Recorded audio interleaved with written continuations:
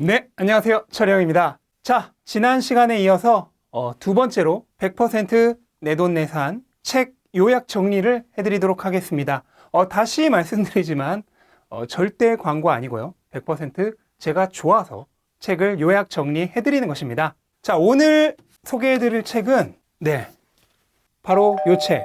최근에 잠깐 좀 떴었죠? Just Keep Buying이라고 하는 한국말로 하면 그냥 계속 사라가 되는데요. 어떻게 보면은 제 이제 모토인 돈생경사랑 가장 비슷한 말이라고 할 수도 있겠죠. 돈생경사를 영어로 하면 Just Keep Buying이 되지 않을까 생각이 되는데, 다만 이 책 안에서 저자가 주장하는 내용은 제가 주장하는 것과는 조금 다른 부분도 많이 있지만, 그래도 어쨌든 전체적인 관점에서 보자면 꾸준히 지속적으로 그냥 사라는 의미에서 돈생경사와 좀 일맥상통하는 부분이 있다고 할 수 있겠습니다. 그리고 이 책은 단순히 투자에 관한 얘기만 나오는 책은 아니에요. 투자뿐만 아니라 돈생, 그러니까 소득에 관련돼서도 꽤 중요하게 다루고 있고요. 그리고 물론 투자에 관련된 얘기도 많이 다루고 있습니다. 그래서 굳이 비율을 나눠보자면 한 돈생이, 그러니까 소득과 관련된 게 40% 정도, 그리고 강사, 투자와 관련된 게 60% 정도 되는 책이라고 할 수 있겠습니다. 그러니까 부에 관련된 종합서라고 보시면 되죠.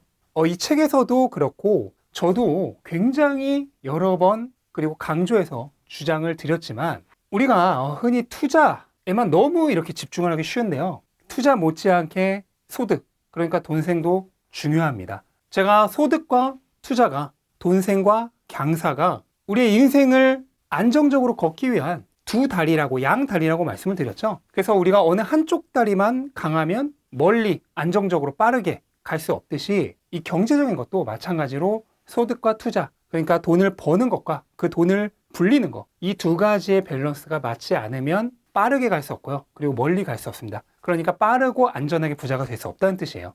일단 소득이 왜 중요하냐면 1차적으로 소득이 많이 있어야 투자 원금도 빠르게 마련할 수 있죠. 그리고 그 이후에 추가적인 투자금도 더 많이 마련할 수 있습니다. 그리고 결정적으로 소득이 많이 꾸준히 들어오는 사람은 경제적으로 훨씬 안정된 심리 상태, 그러니까 편안한 멘탈을 가질 수 있다는 거예요. 그래서 그 세 가지 측면을 생각했을 때 소득이 굉장히 중요하고, 또 소득이 별로 없는 상태에서 투자로만 부자가 되려고 하면요, 우리는 누구나 다 빠르게 부자가 되고 싶잖아요. 그리고 실제로도 빠르게 부자가 되는 게 중요하죠. 왜냐하면 우리 인생에서 시간이란 자원이 돈보다 어떻게 보면 더 소중한 자원이니까. 그런데 소득은 별로 없는 상태에서 기존에 모아둔 돈만으로 빠르게 부자가 되려고 하면 반드시 세 가지 문제점이 발생합니다. 첫 번째가, 지금 내가 모아둔 돈만으로 빨리 부자가 돼야 되잖아요. 그러니까 필연적으로 투자가 하이 리스크 하이 리턴으로 흐를 수밖에 없어요. 뭐 안정적인 천천히 부자 되는 거? 그런 거 귀에 들어오지도 않죠? 이거 한 방 딱 걸어서 성공하면 부자, 아니면 쪽박, 그런 하이 리스크 하이 리턴적인 투자로 흘러갈 수밖에 없습니다. 그리고 두 번째가, 추가적으로 들어오는 소득이 없기 때문에 내가 산 이후에 시장이 하락해도 전혀 기쁘지가 않아요. 왜냐? 돈생 강사를 해야 되는데 돈생이 안 되니까 강사도 안 돼. 그러니 그냥 기존엔 내가 사놨던 거, 평가 가격이 하락하는 거 하염없이 바라볼 수밖에 없죠. 추가적인 투자가 안 된다는 말입니다. 그리고 세 번째로, 그런 상황이다 보니까 심리적으로도 어떻겠어요? 열심히 지금 돈 벌고 있어. 그리고 추가 소득 막 늘어나고 있어. 이런 사람들은 사실 이 앱 볼 시간도 없죠. 그런데 소득은 별로 없고 그냥 내가 모아둔 돈만으로 어떻게 해야 되다 보니까 할 거는 하루 종일 계좌 보면서 언제 오르나, 내일은 오를까, 내일 모레는 오를까, 이걸만 하염없이 바라보는 상황이 됩니다. 그렇게 되면 멘탈적으로도 약해지기 때문에 투자 실적도 오히려 열심히 돈 벌고 있는 사람보다 더 약해져요. 물론 제가 이런 말 하면은 다들 또 싫어하실까 합니다. 엄청 짜증 나겠죠? 왜 안 그러겠어요? 저도 직장 생활을 13년을 했기 때문에 그 마음을 누구보다 잘 알아요. 너 돈 열심히 벌어야 돼. 소득 더 늘려야 돼. 이런 말 들으면 짜증이 납니다. 왜? 직장인들은 사실 뭐 돈 어떻게 더 벌어야 되는지 방법도 몰라. 그리고 퇴근하고 집에 오면 8시, 9시면은 그냥 샤워하고 영화 한 편 보고 자고 싶죠. 뭔 추가 소득이야. 그러니까 듣기가 싫은 거예요. 마치 그 예전에 학생 때 엄마가 너 공부해라, 너 그런 식으로 하면 대학 못 간다, 근데 어떻게 살래 나중에. 그 다 맞는 얘기지만 들으면 엄청 짜증나죠. 그거랑 똑같다는 거 압니다. 제가 이 말 하면은 또 수많은 악플들 달릴 거고 또 뭐 손절합니다, 구독 취소합니다, 또 엄청 달리겠죠. 다 알아요. 저도 13년을 직장 생활을 했기 때문에 여러분만큼 그 심정 잘 압니다. 근데 뭐 어쩌겠어요. 그렇다고 해서 제가 여러분들한테 돈 안 벌어도 됩니다, 추가 소득 없이 투자만으로 여러분 빠르고 안전하게 부자 될 수 있습니다 라고 말씀드리면은 이제 그거는 기만이 되는 거죠. 그렇기 때문에 저도 이런 말 정말 드리고 싶지 않지만 그게 사실이에요. 뭐 그래서 오늘은 어쨌든 그 얘기 더 이상 강조해서 안 드리겠습니다. 왜냐면 오늘은 어쨌든 요 책에 대한 얘기를 하는 시간이기 때문에 넘어가도록 하고요. 근데 이 책은 앞에서 말했듯 그냥 투자서 이런 게 아니라 돈과 관련된 모든 걸 알려주는 책이에요. 특히 이 돈의 5가지 중요한 속성, 부자가 되기 위해서 꼭 필요한 5가지 중요한 힘에 대해서 종합적으로 얘기를 해주는데요. 뭐냐면 벌고, 쓰고, 모으고, 불리고, 관리하고, 이 돈의 중요한 5가지에 대해서 모두 얘기해주는 종합 재테크 서적입니다. 특히나 이 많은 분들이 궁금해하는 내용 중에 이 집 언제 사야 되냐, 이거 사실 저희 그 단톡방에서도 고정 화제입니다. 거의 뭐 한 이틀에 한 번씩은 이 꼭 집 얘기 나오는 것 같은데, 또 이 집 얘기 나오면 사실 싸움 나기 쉽죠. 뭐 고정 뭐 싸움 소지죠. 그 친구랑 손절하고 싶으면은 부동산 얘기, 정치 얘기해라 라는 말도 있잖아요.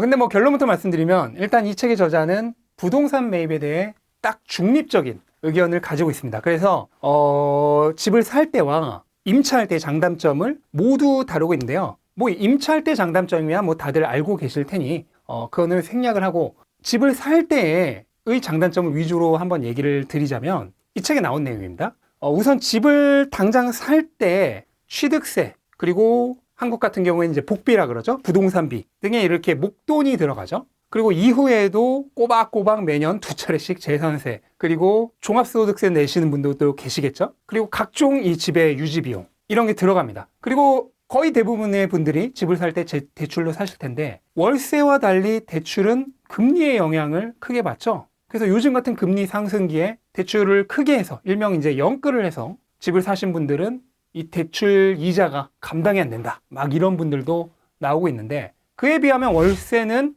훨씬 더 안정적으로 고정적으로 내죠. 그래서 이런 모든 단점들을 감안하고 거기에 최종적으로 인플레이션까지 감안을 한다면 실제로 이득을 내기는 어렵다는 게 저자의 의견입니다. 그래서 실제로 미국에서 인플레이션을 감안한 부동산의 실질 평균 수익률을 계산해 봤더니 연간 0.6%라는 통계가 나왔다고 합니다. 물론 부동산은 워낙 가격이 큰 자산이기 때문에 0.6%만 하더라도 엄청난 거긴 하겠지만, 평균이 그렇다는 얘기는 반대로 손해를 보고 있는 사람도 그만큼 많다는 거고, 손해를 볼 때 금액도 그만큼 크다는 거죠. 거기다가 대부분의 사람들은 집이라고 하면 평생 동안 몇 번 정도밖에 거래를 안 하잖아요. 그러니까 다들 부동산에 대해서 잘 몰라요. 그러니까 투자로 접근했다가 손해를 볼 확률이 오히려 더 높겠죠, 보통 사람들은. 물론 이제 한국은 굉장히 특수하잖아요. 일명 부동산 불패 신화라는, 부동산이 어떻게 보면 국민들의 노후를 책임지고 있을 정도로 중요한 자산이기 때문에 한국은 이제 다른 나라들과는 조금 다르게 특수한 케이스긴 하지만, 한국도 최근에는 이 인구 소멸이 계속되고 있기 때문에 이 인구 밀도가 낮은 지방에서부터 점진적으로 집값이 하락하고 있다는 징조들이 많이 나오고 있다고 합니다. 또 이 말하면 또 싸움이 날 수 있죠. 그렇기 때문에 뭐 부동산 투자에 관련돼서 얘기하려는 영상이 아니기 때문에 넘어가겠지만, 어쨌든 해외에서는 부동산은 기본적으로 그 집이라는 것 자체는 감가상각이 되는, 차와 마찬가지로 감가상각이 되는 소모성 재산이라는 인식이 분명하게 있습니다. 그래서 2020년 이후에 앞으로의 미래의 대한민국에서는 어쩌면 해외를 따라서, 미국이나 일본을 따라서 그렇게 될 가능성도 충분히 있겠죠. 그리고 그런 조짐들도 이미 나타나고 있다고 하고, 그렇다면 다른 투자 자산들과 마찬가지로 부동산도 본인이 충분한 공부 그리고 충분한 경험이 쌓여있지 않은 고수라면 투자 자산으로서 접근하기에는 분명 리스크가 있다고 얘기할 수 있겠습니다. 하지만 저자는 그럼에도 불구하고 한 가지는 인정을 하는데, 바로 내 집을 갖는다는 것의 심리적 안정성. 이거는 분명히 인정을 하고요. 그래서 세 가지 경우에는 사도 좋다고 얘기를 합니다. 그 세 가지가 뭘까요? 첫째, 그 지역에서 최소 10년 이상 거주할 계획이 있을 경우. 그러니까 10년 이상 장기적으로 보유할 것을 무조건 생각을 하라는 거죠. 그리고 둘째가 개인적인 직업과 삶이 모두 안정된 경우. 그리고 세 번째가 여유 자금이 충분한 경우. 근데 이 세 가지가 모두 갖춰지는 때가 올까요?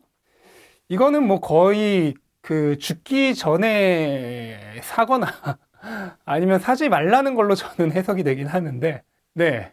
이 세 가지가 과연 모두 갖춰진 때가 오긴 올 것인지 참 궁금합니다. 네, 그리고 넘어가서, 추가적으로 저희 이제 채널에서도 많은 분들이 궁금해 하시는 내용이긴 한데, 한 2, 3년 이내로 사용할 목돈은 어떻게 하면 좋을까? 그거를 테슬라에 몰빵을 해도 좋을까? 아니면 그거는 뭐 적금을 해야 될까? 이 질문 가장 많이 하시는 것 중에 하나거든요. 거기에 대해서도 이 책에서 다룹니다. 특히나 이제 결혼 정년기의 분들이라면 앞으로 2, 3년 내에 이 목돈이 나갈 확률이 굉장히 크죠. 근데 여기에 대해서는 제가 사실 이미 이 멘탈의 전부자에서도 수차례 말씀드렸죠. 돈이라고 하는 것은 구매력이고, 뭐 현금이라느니 채권이라느니 금이라든지 뭐 가치주, 성장주, 비트코인 이런 것들은 전부 그 구매력을 담아두는 껍데기, 배터리입니다. 그리고 그 배터리마다 특성이 모두 다르다 그랬죠. 그래서 나의 돈의 사용 계획에 맞춰서 그 특성이 다른 배터리에 적당한 비율로 보관을 하면 된다 라고 수없이 말씀을 드렸습니다. 근데 저자도 사실 뭐 비슷한 얘기를 해요.